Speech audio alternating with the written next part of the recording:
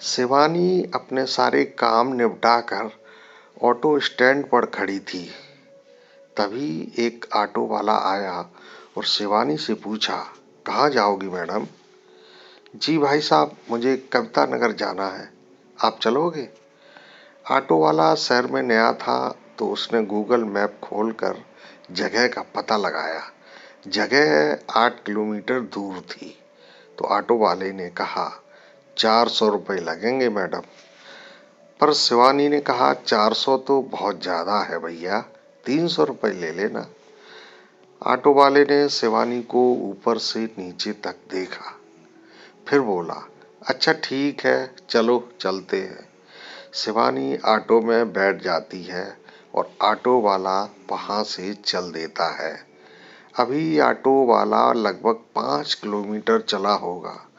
तभी शिवानी ने महसूस किया कि ऑटो वाला उसे सामने लगे मिरर से घूर रहा है और बार बार अपनी शर्ट का कॉलर ठीक करके मुस्कुरा रहा है। अब ऑटो वाला धीरे धीरे एक गीत भी गुनगुनाने लगा, सलामी इश्क मेरी जान, कभी कबूल कर लो, तो हमसे प्यार करने की जरा सी भूल कर लो। ऑटो चालक की इन सभी हरकतों से शिवानी अपने आप को असहज महसूस कर रही थी।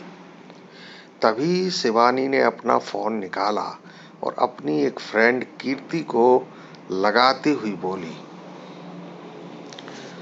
कीर्ति से कहा, अरे कीर्ति, तुम्हें पता है आज रात मेरे पति अमेरिका जा रहे हैं, क्या तुम मेरे घर आ सकती हो?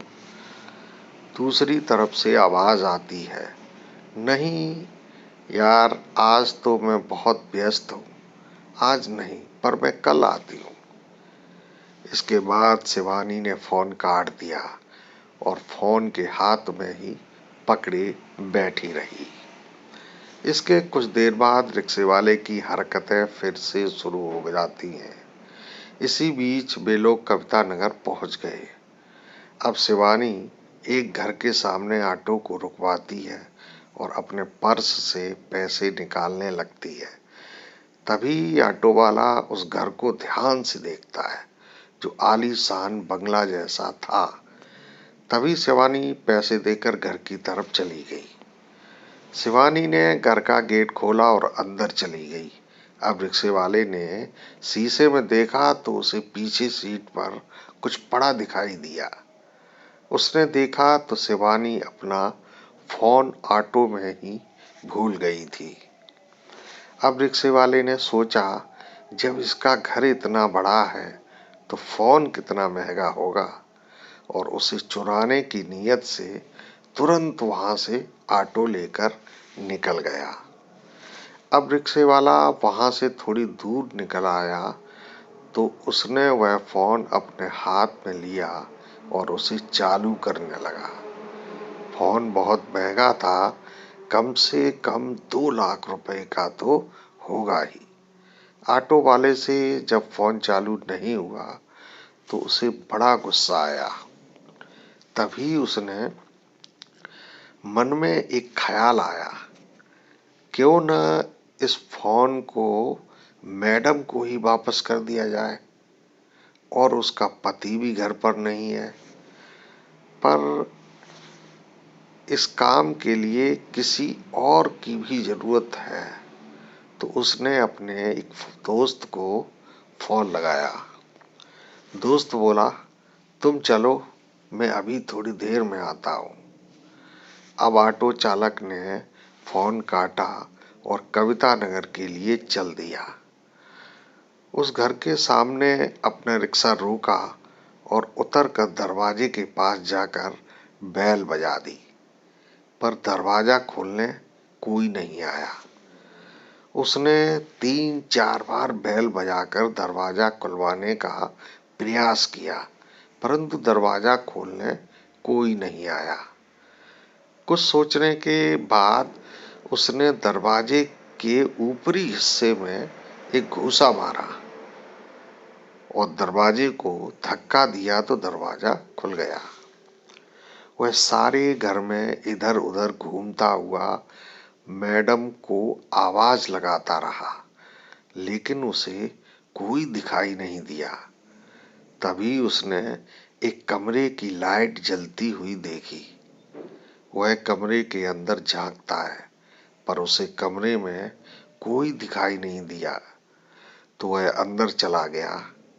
कमरे के अंदर बने बाथरूम से पानी गिरने की आवाज आ रही थी, जैसे कोई उसमें नहा रहा हो।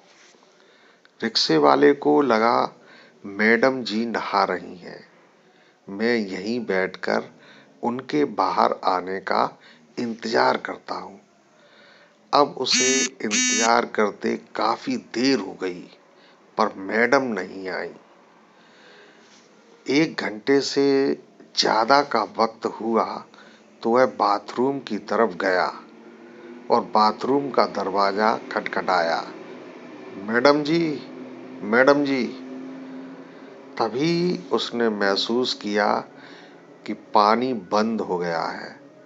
ऐसा लग रहा था जैसे कि एकदम यहाँ सब कुछ शांत हो गया हो। उसने आवाज लगाई, मैडम जी, मैडम जी, लेकिन अभी तक दरवाजा नहीं खुला। फिर उसने धीरे से बाथरूम के दरवाजे को धक्का दिया तो उसे लगा कि दरवाजा अंदर से बंद नहीं है। उसने धीरे से दरवाजा खोला और अंदर झांक कर देखा तो वह चौंक गया। उसने जो अंदर देखा उसकी तो उसने कभी कल्पना भी नहीं की थी। अंदर सड़े हुए मांस की दुर्गंध उठ रही थी। सामने कुछ फोन पड़े थे। उसने अपनी जेब से फोन निकाल कर देखा तो वे सब भी ठीक वैसे ही थे जैसा मैडम का यह फोन था। तभी उसकी निगाह बाथरूम की दूसरी तरफ गई तो उसकी आंखें फटी की फटी रह गई। वहां कई लाशें पड़ी थी, जो सभी ऑटो चालकों की थी। उन सभी के बदन पर वही ड्रेस थी जो उसने पहन रखी थी। उसे वहां मैडम कहीं दिखाई नहीं दे रही थी।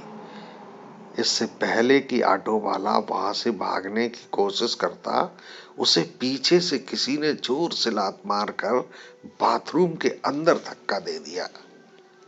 जब उसने पीछे मुड़कर देखा तो वो मैडम अब एक भयानक चुड़ैल बन चुकी थी। उसके मुंह पर लटक रहे लंबे काले बाल उसे और भी खौफनाक बना रहे थे। तभी वो बोली, तू यहाँ रंगललियां मनाने आया था ना? देख, 9 रिक्शे वालों की लाशें तेरे सामने पड़ी हैं और अब 10वीं तेरी होगी। तभी ऑटो वाले ने जेब से फोन निकालकर अपने दोस्त को लगाने लगा। तो वह चुड़ैल बोली, अपने दोस्त को फोन लगा रहा है, अब वो तुझे बचाने कभी नहीं आएगा, क्योंकि उनमें से एक लाश उसकी भी है। यह सुनते ही ऑटो वाले की तो पेशाब निकल गई। अब वो चुड़ैल ऊपर भूं करके जोर जोर से ठाके लगा रही थी। ऑटो वाला मौत सामने देख सोच रहा था कि फिल्मों में लोग भूतों से गले में पड़े ताबीजों से बच जाते हैं।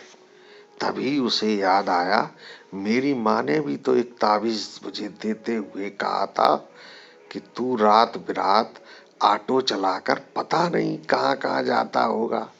कभी कभी अनजाने में ही इंसान जब बुरी शक्तियों की जगह पर पहुंच जाता है तो फिर वे उसे नुकसान पहुंचाने से नहीं चूकती हैं। इसलिए तू इस ताबीज को हमेशा अपने गले में डालकर रखना। अब वह सोच रहा था कि ताबीज तो मेरे गले में है, फिर यह चुड़ैल भाग क्यों नहीं रही। तभी चुड़ैल ने अपने लंबे हाथ करके उसका गला पकड़ना चाहा तो चुड़ैल के हाथ जलने लगे। वह घबरा कर तड़पने लगी। तभी ऑटो वाला वहां से भाग निकला। बाद में ऑटो वाले को पता चला कि उसके दोस्त को वास्तव में उस चुड़ैल ने ही मार दिया है। आज उसकी जान माँ के लाए उस ताबीज की वजह से बच गई थी, जिसको छूते ही चुड़ैल के हाथ जलने लगे थे। तो दोस्तों, आज की कहानी में बस इतना ही। अब तक के लिए प्रमोद झा की तरफ से शुभ रात्रि, गुड नाइट, सबा खैर।